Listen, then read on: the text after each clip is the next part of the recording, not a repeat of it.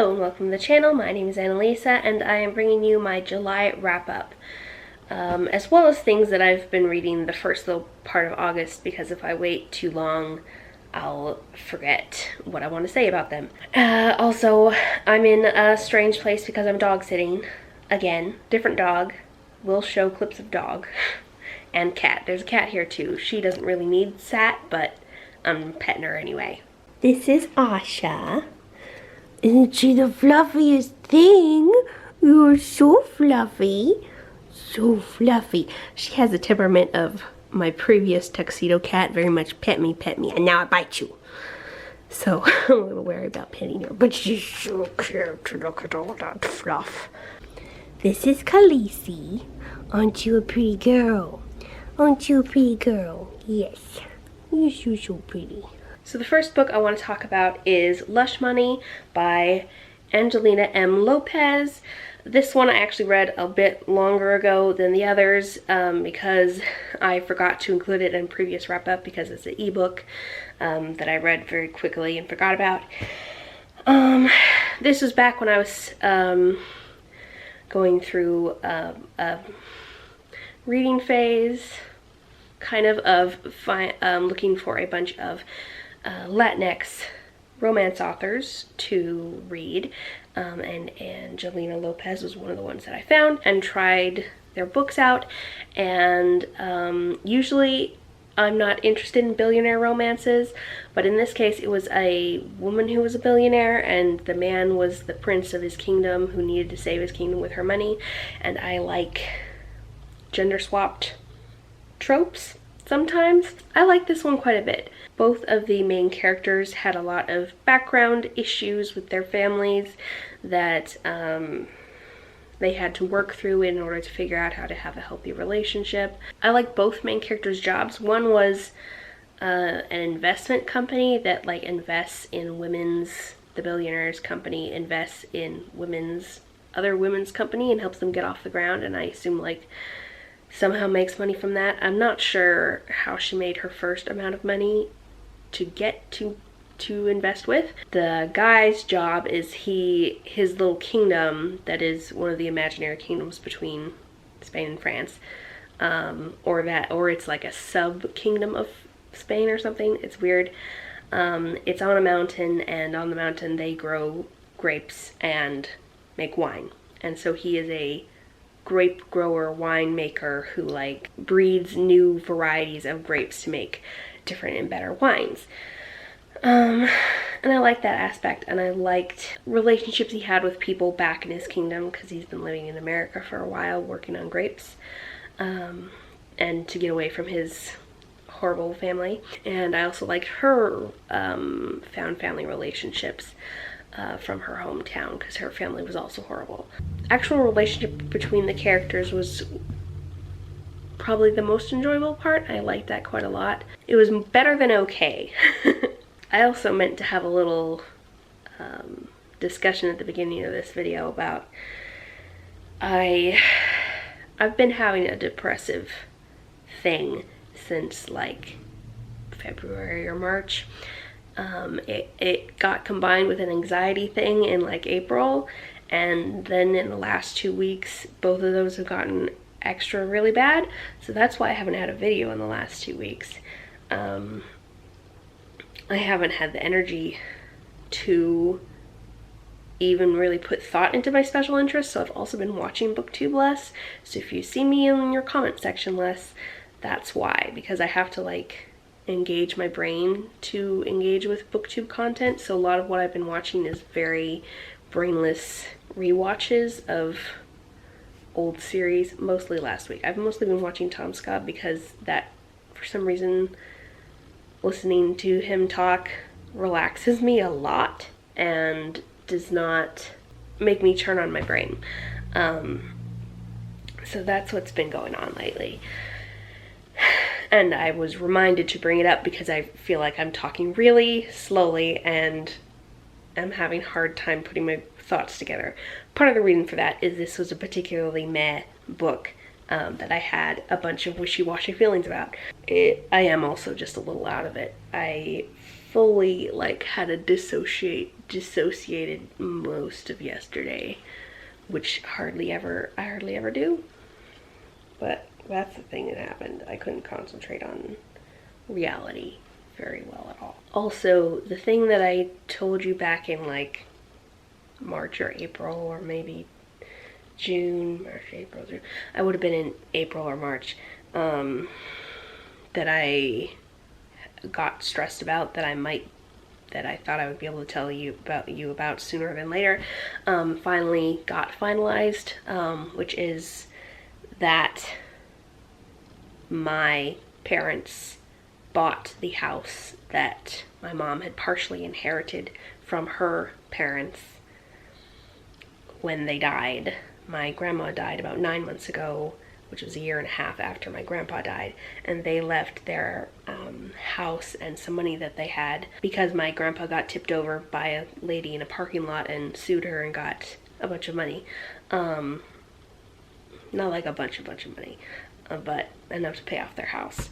Left that to my mom and her two brothers, so my parents bought them out, and we're going to try to flip the house and make house flipping into a business. Obviously, we're just experimenting with the first one and seeing how it goes, but that whole process has been what the anxiety was about. That has been going on for however many months are between now and April. And I will hopefully also be going back on my art channel after about that long of a hiatus to turn it into somewhat of a DIY channel while we fix up that house. So if you want to know more about that, my art channel is turning into HGTV temporarily, or not, depending on how well it goes. But I need to film a life update for that channel as well.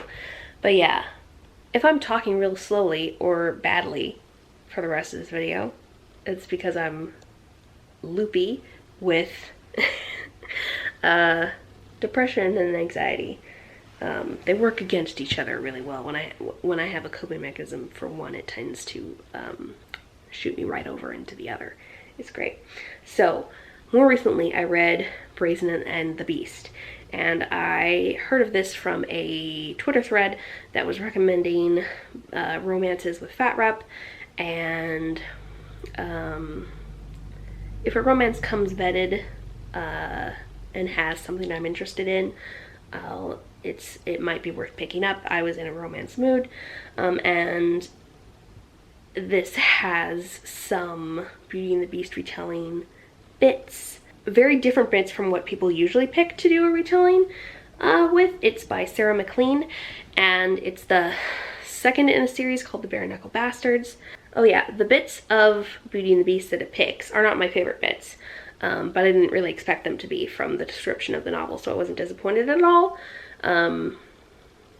Managed expectations and well-written synopses are really key in retellings, I feel like. So this one didn't include things like libraries fawning over bookishness or nerdishness, or the main character being ugly, the hero being ugly, slash, you know, not conventionally attractive.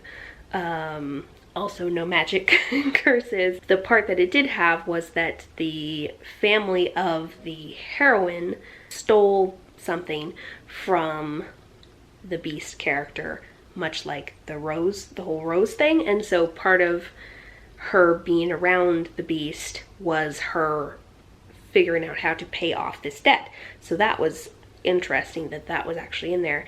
The reason he is also referred to the Beast by people in the area, not because he looks like a beast, but because he's a really tough fighter and is willing to kill people.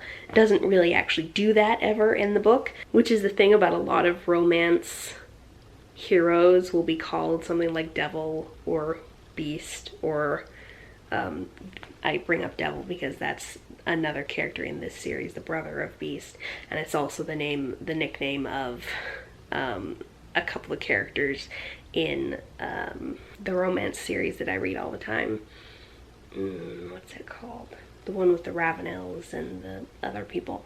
Anyway, Devil in Spring, Devil in Winter are 2 titles of books from that author. But they never actually do anything that bad in the books. They're like a bad boy who like breaks the rules or whatever, but they're not actually a bad person. They like deeply care about people and are always trying to take care of people and do the right thing, and it's like, yeah, sure, you're a real bad boy. I liked this story fairly well. I liked a lot of the relationship between the 2 main characters. I really like the relationship that Beast has with his brother and sister. That was really sweet and cool, and there are several badass ladies in this little series, so I like that a lot. And then so I read the next book because the ending of the second book in the series had a very interesting ending that made me very interested to see what would happen with this other set of characters, which is the sister of Beast and another person they were raised with, which is Daring and the Duke. And I like that one a lot too. That one was very weird because it delved into the background of these 4 people who were raised together. And it was just some people kind of overblow the trauma of their characters because they want to make it so dramatic so that it like contrasts a lot with the happiness they're going to feel and makes things really angsty. But sometimes it's like abusive parents are a thing, and abusive parents who are trying to train their kids to be evil is a thing. But the motivation for the evil guy who abused these 4 children didn't make much sense versus all the work he put into being a very complicated evil parent. So the background was a little overblown, but I did like all of the angst that it led to in the present. There was a little bit of, if y'all had just communicated a little bit better, we would have had less problems, but people in real life are pretty terrible communicators, you have to admit. The series is also very pro-sex worker. The main character of this last book owns a brothel for women, one where there are male sex workers. So those were pretty good. Not my favorites ever. I would say they were slightly lower in quality than Lush Money, but I enjoy historical romances more just because of the setting. So I probably enjoyed them more, even though they made maybe less sense. I don't know. Then I read My Heart to Find by Ellen Annalise, which I love. That her second name. Definitely helped the thing catch my eye, but I found that one on Twitter as well, recommended by some asexual people because it's a asexual romance. And it was very cute. I really liked the romance aspect and the whole, I really liked the chronic illness representation that you don't see a lot of. I really like the aceness, and but it was also a mystery, and I didn't really like the mystery aspect. For one, it was obvious not from actual evidence, but from just the placement of this person in the story, who the person who had done the crime was. So that was a little but everything else about it I really enjoyed. Yeah, I was definitely influenced by the representation and how much I liked it. It wasn't, if it hadn't been for that, it would have been not my type of story. But I am interested in the rest of the series because of like a bunch of different ace romances, I believe. And this was also a second chance romance where these people had met before and then had like lost each other's contact info and met up again when one of them happened to move into the same town. So that was cool and interesting. Then I went camping last week, and so that's when I read that one, and also Big Bad Wolf, which I brought amongst a bunch of other books because I'm a mood reader, and I got in the mood for a werewolf story.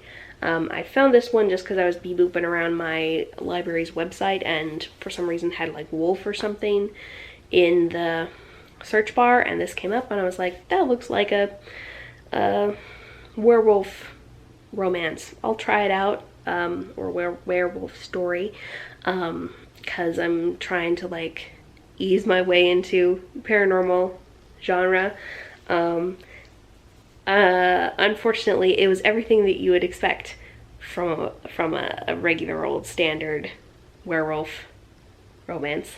The main character is an alpha, but in this world, unlike, say, Mercy Thompson's world, the alphas aren't really caretakers of everybody. They're more traditional leaders, I guess. They have a really weird hierarchical system that makes everything extra complicated. Even though the toughest person is supposed to be on top, they also have like really weird rules that were entirely made up just to make angst. And it was very much the girl has liked this guy for a while because he's beautiful and kind of nice, I guess. He's not that nice. But this guy has seen her in plain, boring kindergarten teacher clothes, I guess, obscuring clothes for all the time that he's known her, and then he sees her in a very small black dress, tight black dress, and makeup, and thinks she's a person he's never met before, and he immediately wants to have sex with her. And then his wolfish self decides, oh, that's my mate now, and it was so I was enjoying myself to an extent, because the reason I like werewolf romance is one of the large reasons is that I really like grumpy people with rough exteriors who are mushy on the inside, and a lot of werewolves are like that. And there was an aspect of that with this, but it was just so irritating with all the love at first sight, something like that, really too fast relationship thing, along with really bad sexism. But I was just going along, reading it, enjoying it for what it was, and then it got to a part where he talked about something called a mate hunt or something, and it's where the women werewolves, or human women who want to get with werewolves, run through the forest, and the male werewolves chase them, and the male werewolves get to choose who they're chasing, and the women don't choose who chases them, and then if they get caught, they have to have sex with whoever caught them. And at that point I was like, I'm just gonna put this down, that's enough of that. So since I was disappointed in my werewolf read, I decided I'll just read a werewolf story that I know I like. So I went back and read all the books that I own by Patricia Briggs, which is the Mercy Thompson series, and then I went and requested books that I don't own because I wanted to read the rest of the series then. I thought I just had a little itch and could scratch it with a couple of books, but no, I'm rereading the whole series now. And so since I had to wait for some of the ones that I don't own, I also decided to dip into her other series set in the same world, called the Alpha and Omega series, which I hadn't tried out before because I wasn't sure I would like, because it's got like a different dynamic between the characters, but I really like them as well. It turns out I've read Fair Game and Cry Wolf by Patricia Briggs now. Those are not in order. I read them out of order because I was desperate. But I did read the first novel in the series first, so that's something. I like figured out the foundation of these people's relationship. And I definitely like the Mercy Thompson series better because it involves a whole pack, and I really like that big community aspect. And this involves just two main characters with a couple of other semi-repeating characters, and them traveling around to various different places to solve werewolf problems, whereas Mercy pretty much stays in the Tri-Cities to solve Tri-Cities werewolf, fae, vampire problems. So you get a lot more guest stars in the Alpha Omega series. Something that's different about Alpha/Omega stuff from this series is that in Patricia Briggs' world, Alphas are the heads of packs, but Omegas are not the bottoms of packs. The bottoms of packs are called submissives, and everybody isn't mean and picks on them. Everybody is nice to them because they're really nice people who have no desire to dominate other people, and dominant people are like, and people in the werewolf culture, instead of stomping on those people, take care of those people and are like, ah, you don't want to fight me, that's so nice. And Omegas are people who exist outside of the pack hierarchy, and can stare down any alpha and can like calm them with their brain juju stuff.